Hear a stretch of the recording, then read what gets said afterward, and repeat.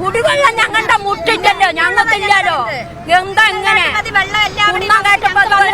ഇവിടെ വന്ന് പരാതി പണമില്ല ഇവിടെ കൊടുത്ത ഈ പരാതി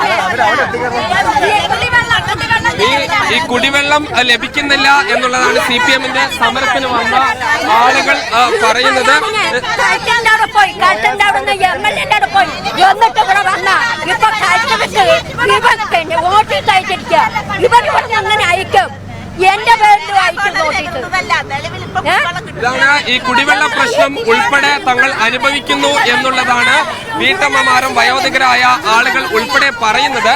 മറുഭാഗത്ത് ഈ ഒയാസിസ് കമ്പനി വന്നാൽ കുടിവെള്ളം മുട്ടുമെന്ന് ഒരു വിഭാഗം പറയുന്നു. ഈ രീതിയിൽ ആണ് ഈ കാര്യങ്ങൾ പോകുന്നത്. ഇത്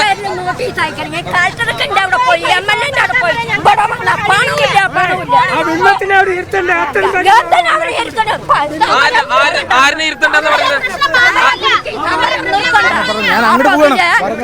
അമ്മച്ചി സമരം നിർത്തിയെന്ന് പറയുന്നത്. അവരെ നിർത്തിയില്ല, എനിക്ക് പിടിക്കണല്ലോ. എനിക്ക് എനിക്ക് വെള്ളം നിർത്താൻ പറ്റില്ല. ഇത് വായിക്ക്. ആരവിടെ ഇരുത്തണ്ടെന്ന് പറയുന്നത്?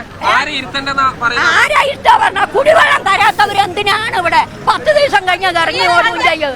അമ്മ ഇവിടെ തന്നെ ഇരിക്കണോ?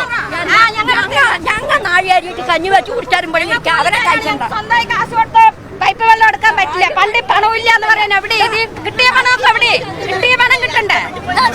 കലക്ടറിന്റെ പോയാ കലക്ടറിന്റെ അവിടെ കൊടുത്ത പരാതിയാണ്. കലക്ടർ എന്താ പറഞ്ഞ? കലക്ടറിന്റെ അവിടെ പഞ്ചായത്തിൽ പണ്ട് 8 കോടി ഉറുപ്പിക കിടക്കുന്നുണ്ട്. ആ 8 കോടിയിലേക്ക് എടുത്തിട്ട് കുറച്ച് വീട്ടിൽ 47 വീട്ടിനുള്ള വെള്ളം തരണം പറഞ്ഞു. ഞാൻ കലക്ടറിന്റെ അവിടെ പോയി, ഞങ്ങൾ പോയില്ലേ. ഇപ്പൊ പറയുന്നത് ഞങ്ങൾക്ക് വെള്ളമുണ്ട്, കുടിക്കാൻ പറ്റാത്ത വെള്ളമാണ് ഞങ്ങൾക്കുള്ളത്. കുടിക്കാൻ പറ്റാത്ത വെള്ളം അത് എപ്പോഴെങ്കിലും വരും. 3 മാസം